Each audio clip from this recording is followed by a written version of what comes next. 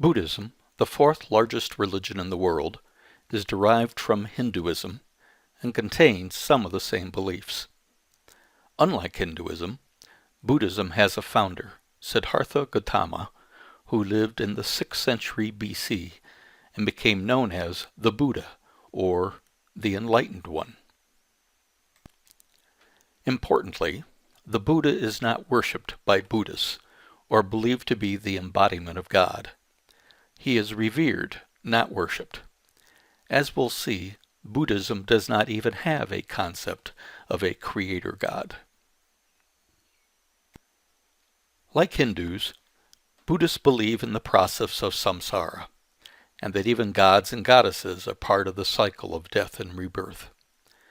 Buddhists, however, do not believe in Brahman, who, for Hindus, is the eternal energy of pure being and consciousness from which all reality emanates. Instead, for Buddhists, all of reality is impermanent and conditioned. No power, entity, or thing is eternal and absolute.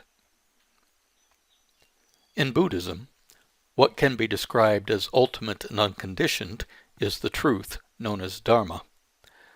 The Buddha discovered this Dharma and passed it on to his followers.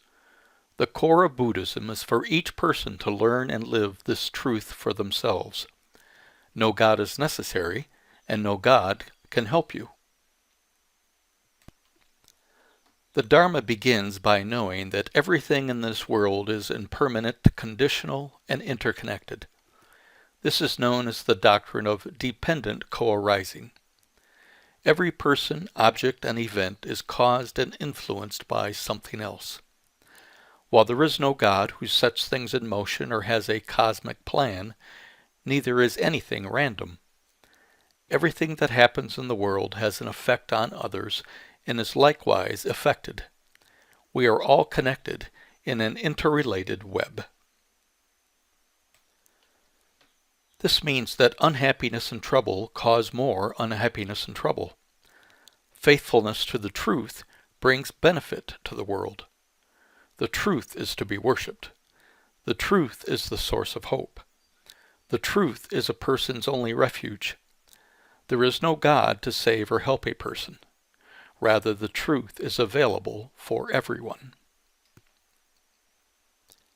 Since the only thing regarded as ultimate and unconditioned is the Dharma, Buddhism has no concept of an eternal divine power or transcendent God.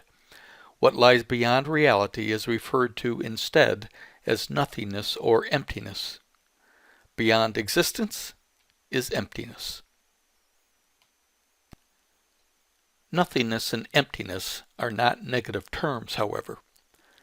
Rather, what is unconditioned is completely whole. It is one. This also means that, in oneness, there is no awareness of an other, because then there are two, not one. So oneness is the same as nothingness. At the heart of reality is nothingness or emptiness, the same way a hole lies at the center of a wheel. This is also true for ourselves. Unlike Hinduism, Buddhism teaches there is no Atman, no spirit, no soul. Buddhists believe in Anatman, or no self. What we experience as ourself is a temporary construction that comes together for our lifetime and then disappears at death. While they believe in samsara, nothing is passed from one life to the next. Rather, each rebirth is simply caused by a previous life in a chain of causation, like one candle lighting another candle, without transmitting anything of substance along. At the center of both the universe and ourselves, there is nothing. You are not an eternal being, nor do you have a soul. You are not real in any ultimate sense. However, your life process goes on. Your actions and thoughts affect everything else. You have the freedom to live a moral rather than an immoral life, and your choices will determine the nature of the life that will be reborn. As for this world, since everything is impermanent, It is a place full of sorrow and suffering. We will eventually lose everything that is important to us, even our own lives.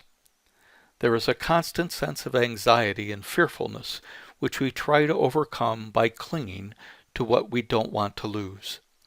We cling to others. We cling to what makes us happy. We cling to our own lives.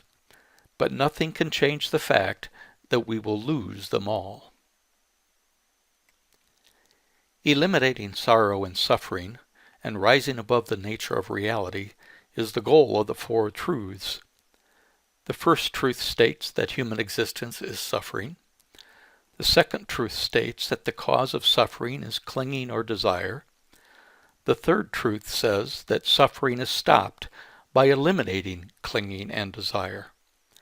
And the fourth truth states that following the Noble Eightfold Path will eliminate those desires and lead us to nirvana. Nirvana is the goal of Buddhism.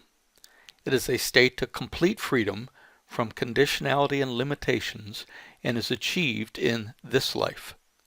It is not a heaven that waits after death. It is to experience the full meaning of life by giving your full attention to each passing moment, by eliminating all forms of clinging, desire, and attachment. The word nirvana means to blow out. Nirvana is what occurs when you blow out the fire of your desires and no longer cling to people, emotions, successes, mistakes, and even your own life. Then you are free, without the distractions caused by desires, to fully experience each moment for what it is, since each passing moment is the only place that life truly exists. Only in nirvana, without the selfishness caused by attachments, are you free to love others, to seek what is best for them rather than yourself, and without desiring something in return. Only someone empty of desire can love unconditionally. Nirvana is the experience in this life of the creative and loving emptiness that lies at the core of reality. A person who achieves nirvana will not be reborn, and at death passes into parinirvana, which is an endless state of bliss. Buddhism is a religion that emphasizes the importance of knowing the truth, since the truth is the only thing that is eternal, of selflessness, since you have no real self, of humility, since nothing lasts, and of compassion for all living things, since you do not have selfish desires.